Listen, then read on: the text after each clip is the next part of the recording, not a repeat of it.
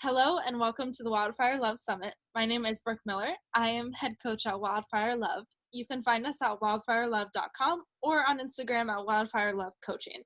I am so happy to bring you today Isis Leeor. She is the founder of Feral Female, and she is here to talk about sexy love and intuition and just connecting to ourselves more. And I'm really excited to see just where this conversation goes and what you all can get out of this, because she's pretty amazing. So Isis, thank you for being here. If you want to introduce yourself and tell us a little more about, what you do, what your journey is, any of that, that would be awesome. That would take a few bottles of wine and probably a week, maybe longer, and definitely some snacks.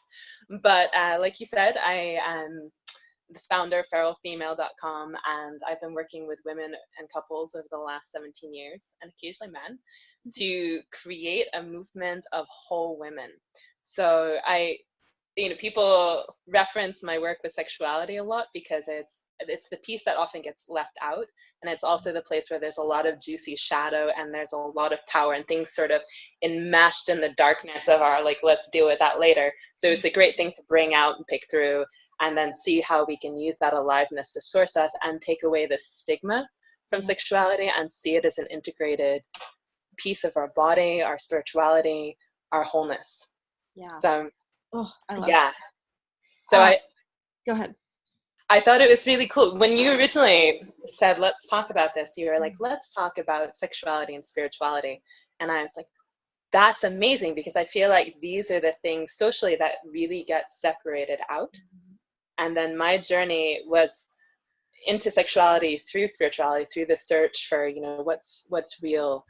How do I connect with, the wholeness, with God, or whatever name you want to put on it. So it's really a special topic. Yeah, totally. And I totally feel that. I told you before we started this idea of our sexuality and the bedroom has to be separate from your intuition and your feminine power and all of that. It's all so connected, and I think, like you said, that it's just a piece that gets missed so much, and to bring it all together to say this integrates into this, which integrates into this, and our whole lives are connected. And I don't think that people are realizing that as much as we need to. Well, I think it's actually, women have in general been stripped from their power. I was reading the book Vagina the other day, which is an awesome book, and they were talking about how rape in war was actually done as a way of really fucking a woman up systemically. And it wasn't just like, oh, whoops, we want to have sex or we want to have this moment of power over. It was actually strategy.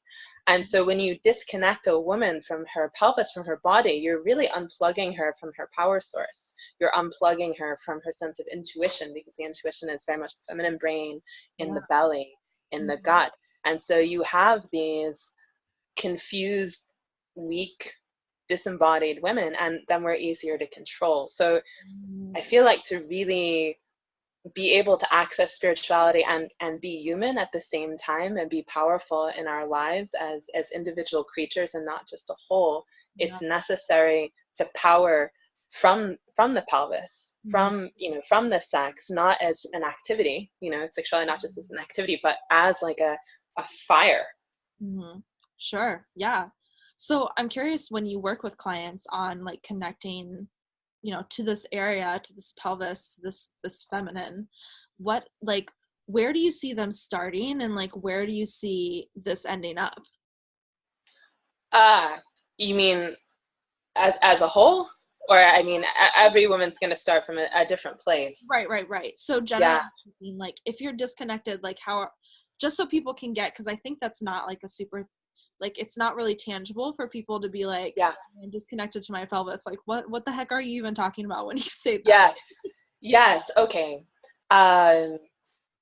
So we're not really initiated as women. We're often initiated by sexual partners who have now are being raised in a world of porn and a world of misinformation, and are guessing and have their own wounding. And so we're initiated into this place where we're trying to gauge who we are through this very distorted not particularly welcoming, permissive mirror. Or we're initiated by our moms and dads. And I know my mom, when I first went on birth control, at 17, was like, you slut. I was like, great, welcome to my sexuality, you slut. I haven't slept with anyone yet, being super responsible, but I'm a slut. So starting from a place of seeing how all of that wounding and that, encroaching, very, all these sometimes conflicting messages, right, about what our body is for, or what our sexuality is for, when it's okay and when it's not okay. I mean, it's just like, my God, it's really oppressive. It's like, having the World Trade Center just fall over on us, and we're like, and so this has an effect on how we hold our body, how we hold our breath. If our voice is really high, then we know that we're probably very far away from our belly, from our pelvis.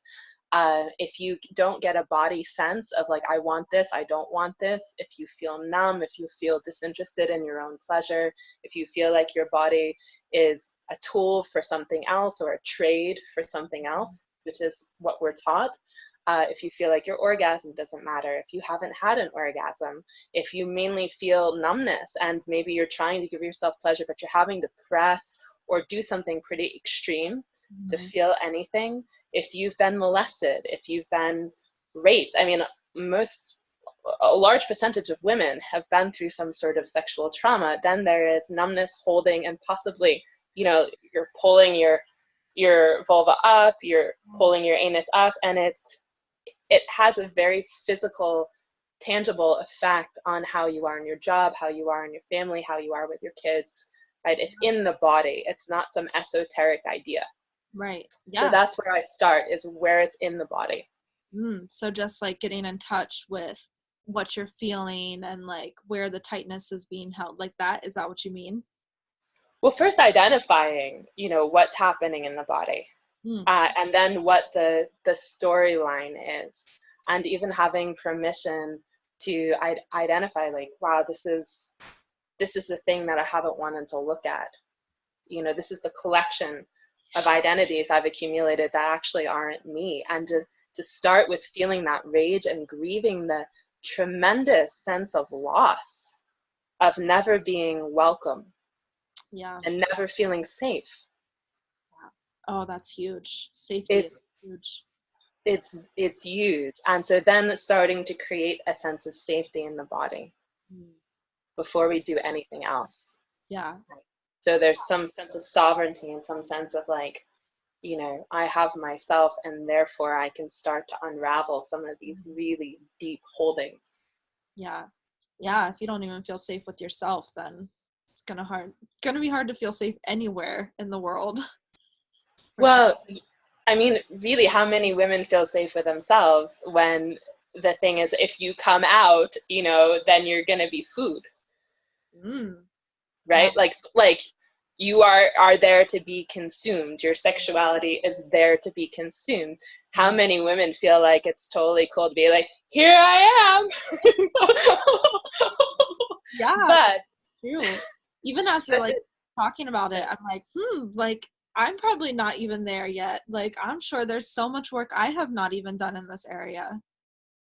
Yeah, well, I mean, I think it's a really juicy cauldron of things to be like, okay, and here's where I can go further. And as a woman who teaches other women how to be so full and so connected that they can, have this experience of pleasure whenever they want, that's akin to orgasm, and that's just a natural state of being alive, I still have a ways to go.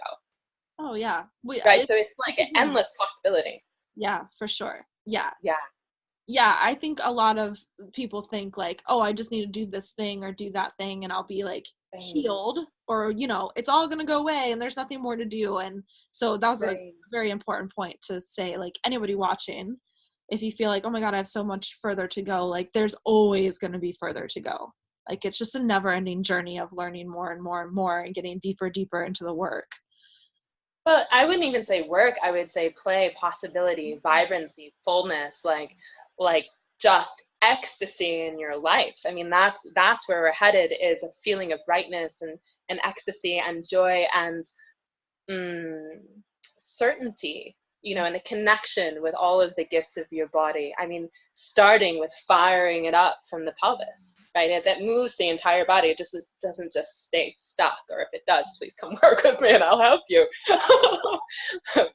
But yeah, I mean, it's such an important conversation, partially because it gives people permission to even talk about it, to unpack it, and not see this, you mentioned it, this feeling of like, I'm sexually successful or I'm not, right? And it's another fucking like, string in the corset of being a woman, or like your skirt can only be this, or if it's too high, you're a slut. If it's too this, you're a prude. And it's like a half-inch apart type of thing. And then it's like, well, are you sexually successful? Can you orgasm on command with no feeling of safety? Right. You're sexually successful. Can you make your partner feel better about themselves? You're sexually successful. And I'm like, who fucking wants any of this? Right. Yeah. Oh, it's so much expectation, so many parameters, and like, how confusing to think, Yeah. to constantly be thinking like, well, am I doing this right? Right. Yeah. I mean, what a horrible amount of pressure and lack of joy and natural desire to be under, and then expect yourself to like have a release. I mean, that release is going to be like a kettle. It was so narrow and really not about you. I mean, we're not machines to perform, and yet even in the realm of sexuality, a lot of people come to me trying to be sexually successful, and I'm like, let's unpack that to be to you having access to your own vibrancy, your own desire, your own longing, your own needs. Yeah, Let's start there. it's different for everyone. Like, there's not going to be a manual for how to be sexually successful, because we're all different. We all have different feelings and conditionings, and we all have different things that we want and desire, and like different energies within us. Like, it's not one way is the right way. Right.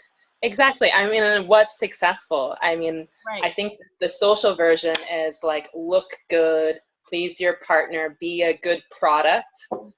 And for me, success is being in my own dance, being connected, being able to show up in an experience, to honor myself, and to feel connected to my hunger. Yeah, for sure. So I'm curious, like, we've talked a lot about women, but is it similar for men? Because I know you work a little bit with men too. Yeah. Do men have an oppressive amount of shit on them? Yes, absolutely. But I think it's different messaging, but there's still a ton of shame and misinformation, and there's ways that they also have been taught that they're a product, and there's a successful and unsuccessful way to be. And there's a way, I had a boyfriend, and I really appreciated how he shared this with me. He's like, I was taught that women were these precious commodities, like almost like treasure chests, and you're constantly trying to get their treasure chest. And but I was taught that my sexuality didn't mean very much, and its only value was trying to get something from someone else. So I was never taught to respect myself. I was never taught that it's okay not to want to have sex, and there was a lot of wounding, and also not feeling invited or initiated or shown his own worth. So I think men, especially working with them right now, there's been in the progressive communities, a lot of confusion about what makes a safe man, and what does it mean to show up in integrity as a man, right? And so a lot of men have just been like, kind of like, okay, I'm just gonna have to shut myself down, which creates a lot more shadow and creates a lot more dysfunction, as opposed to being taught, this is how you hold your energy, this is how you also source from your pelvis and can be felt and are therefore trustworthy, as opposed to just like, well, let's just put that in, the black bag. Passion, black bag. Desire, black bag. Attraction, black bag. What's left? Somebody who's sort of spineless and, made more effeminate than they actually are, and it's kind of creepy. Yeah. And so there's a lot of good men suffering because they're just not being educated on how to integrate the aspects of who they are. And that's most of the work I do with them. Gotcha. Yeah, I love that word, integration, because that's, it's all integration. It's not like a full heel, a full, and like it's just integrating these different pieces of yourself that live within you to your everyday life and how you're showing up. And one day you might integrate this piece and one day you might integrate that piece, and like it's just ever changing. Yeah, it's definitely an art project. I love that. That's a great analogy. Art project. And I think all of this can be play, you know, and I approach it with a lot of joy and deliciousness and curiosity, as opposed to like, oh, that's fucked up. You know, I'm just like, what's that? What's that? What's in that rage over there? Ooh, look at that. Like passion. Yeah, like win.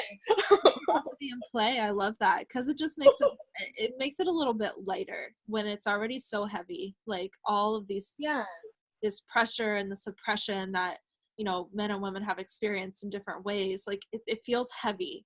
And so to approach it with this idea of like, well, let's just be curious, like let's play with it a little, like it makes it fun and inviting and like, oh, okay, like I want to do this. Yeah, this sounds awesome. So I love bodies are amazing. Yes. Oh, fascinating things for sure. I'd love to hear more just about like this work of releasing the pelvic area. Like, you know, you talked about having it kind of like pull up in your body. Like, are there ways that our listeners can just like start to get in tune with like where that is in like, can we connect to our breathing more? How do we feel into Yeah, I mean, okay, I do a lot of work online now, so it's interesting because before it used to be much more physical, where I'd be pressing on parts and working with my energy, and now it's more intuitive and having people work with their own bodies. So I would say these are simple things that people can do, but they're also really potent.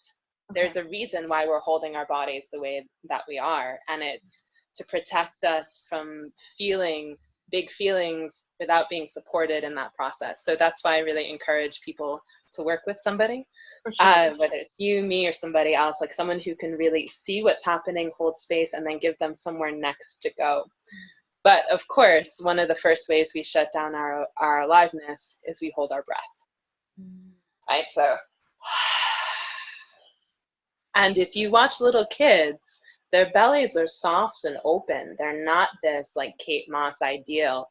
They're not washboards. They look kind of pregnant a little bit with breath because they're breathing into their bellies and they're not ashamed, right? And they haven't been cut off from their power yet. So relaxing the belly. Good.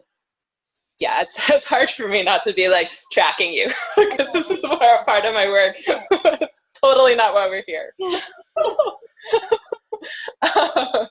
I can see someone tightening their asshole in a like different continent through Skype and be like, hey, release. Right. They'd be like, how did you see that? Yep. Part of my superpowers. So that's another thing we can do is actually, as we inhale, use the exhale to try and first locate our anus and locate, you know, all these areas around our genitals that are tight, and use the exhale to try and drop some of the tension. But even just feeling the shape, if you're a man, of your penis and the weight of your penis, and just bringing your attention there and practicing bringing your attention there. This is something we've been taught to really pull out of, especially in our day-to-day life, right? And for like special occasions, we're supposed to just be able to drop in there, which does not work so well. But practicing, okay, can I feel the weight? Can I feel the clothes, you know, around my vulva? Can I feel, you know, is my anus pulled up, or can I drop it down? Just starting to bring awareness there. And when you bring awareness there, you drop into the body. So the fastest way out of the head and out of this like little isn't to beat yourself up for the fact that you're, because then you're still in your head, is to just find something to feel, even if it's you touch your leg, and so you feel the sensation as opposed to sort of watching the sensation. Okay. Right. And I know a lot of people have this experience masturbating where you're sort of like, especially if you're fantasizing, where there's like so many layers of, you know, between what you're actually, the sensation is, and where you are in relation to the sensation. Yeah, for sure. I think, Just, yeah, just like you said that, like yeah, even in the porn, like porn is so like widespread now. Like I think that's a big yeah, issue, is like that's the disconnection, because you're focusing on what is happening right, in this video right. with these people, and like you might be, you know, touching yourself in a certain way, but it's disconnected. Like it's two It different is. things happening. Yeah, and I've worked with a fair amount of men who have become addicted to porn. Mhm. And the effect that's had in terms of them, just it gets to a place where you just don't really feel anything. Mm. And that's a tremendous loss for you, and it's also a tremendous loss for whoever you're trying to engage with. Oh, for And sure. like you, if you only work out, you know, one muscle, you have one muscle, then everything else is atrophying, Yep. right? And men especially have been taught, you know, to abuse their strengths, you know, this, and then also their sexuality, and to connect those two at the expense of the rest of their other gifts. Yeah. So yeah, I love that. Like just closing your eyes and feeling a sensation on your body. Like not watching, yeah, not like looking at something, right, like just literally like feeling that sensation, whatever it is, like however you're touching yourself, like tapping your leg right, or, you know, whatever. right. and and that's hard, especially if you've changed, which most of us have, changed your body out of that.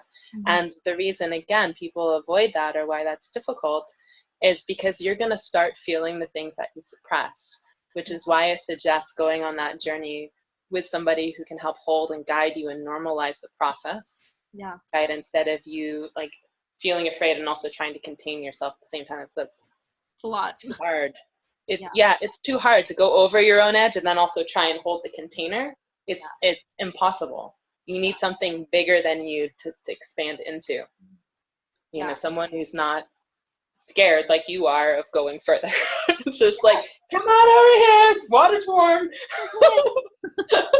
I'm okay, you'll be fine. Right. It's No, better over here actually. yeah. And that's just Yeah. a good point in general, like to say, you know, sometimes we need help.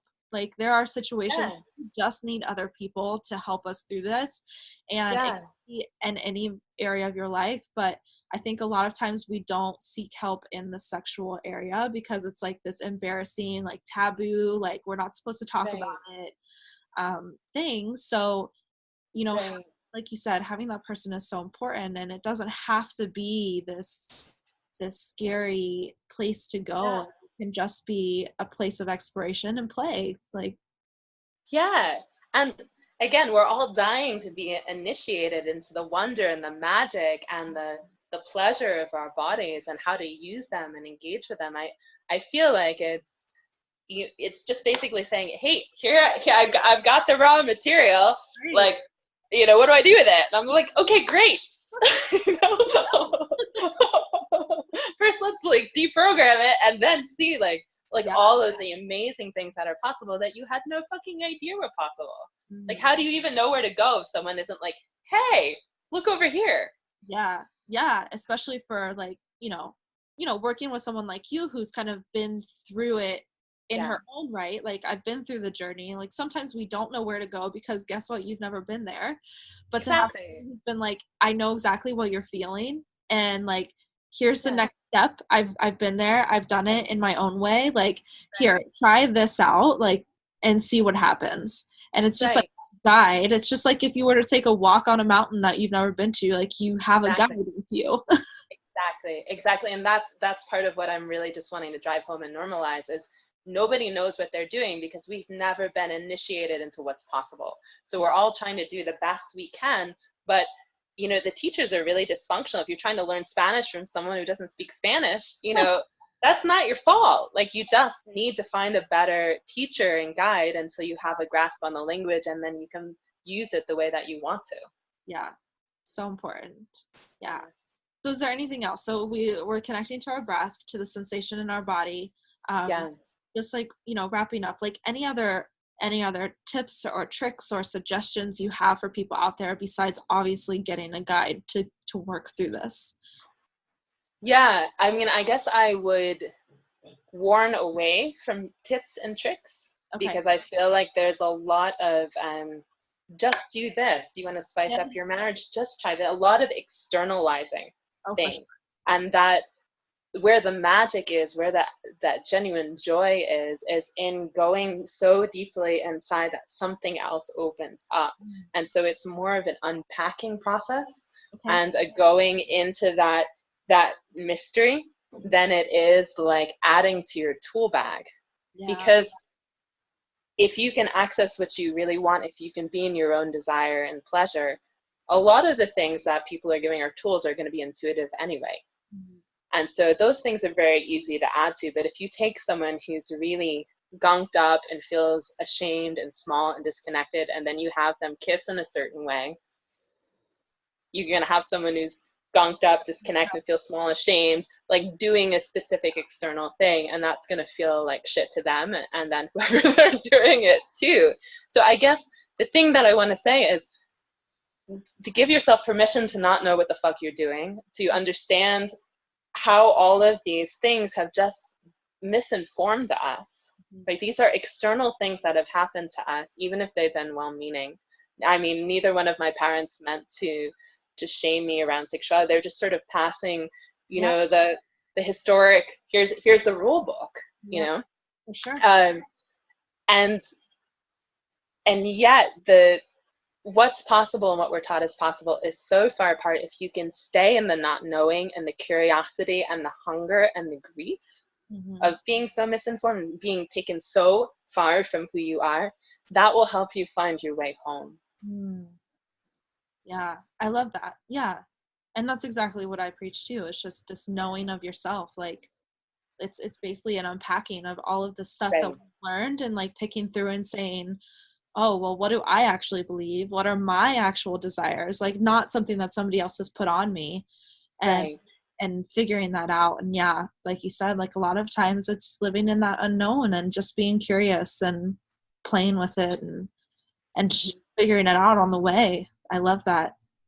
And letting yourself feel that hunger and that longing and that loneliness and that disconnect, and just feeling it all, as opposed to feeling like you're the only person feeling that's something about you, or you know, you fucked up somehow and you need a different tool. But to see this is a state that we're living in globally, and this is what we're trying to evolve out of, with people like you and I are holding a flashlight, like being over here. Over here, found something great over here. Yeah, it's not personal. It's not just a personal wound. No. Yeah, I love that you said that. Especially like even thinking in a bigger picture, like some of these wounds are like so far back, like in the beginning of this, when you were talking about the, you know, this idea of rape being like this systematic way of actually getting something, ruining women. It's like ancestral. Like we carry this through just from different wounds from our ancestors and like all of that. So it's very deep. And like you said, like if anybody's watching, like you're not alone if you feel anything. You're really not. You're really not alone. And I think generations like I don't know how old you are, but our generation have been removed enough from, like, you know, we have the right to vote. And you know, it's not just about finding a husband anymore, at least not where I've lived. Although I know if you go a different country or place, it changes. And so there's this sense of guilt. I feel like I should just be over it. And that wasn't that long ago. We're still in that energy. Yeah. You know, we're in some big, you know, change that's dramatic and intense, and it's hard for all of us, and that's real. Yeah. Yeah. So good. This was so good. If people want to find you or work with you or, you know, anything like that, where can they find you? Great. Okay, so feralfemale.com. It's not just for cats. And I'm currently enrolling for a year-long online program with a 4-day retreat in Spain called Dare, so for 8 women. So please, if you're interested, do a consult call. And I also do immersive, so I work intensively with people online, with the option of also coming here to Spain, and work one-on-one with men and women and couples. So yes, come play. Yes. And all of those links are, you know, over here to the side. It's super easy to find. Definitely, like, if you're interested, hop on that free consult with Isis and see where your play and your curiosity could take you, because possibilities are endless, and it's up to you to take that step to explore them. So thank you so much, Isis, for being on. I really, really appreciate it. This conversation was great. I hope that you had a good time as well. Yeah, no, it's really lovely. Thank you. Awesome. And we will see everyone else in the next interview. So bye, guys.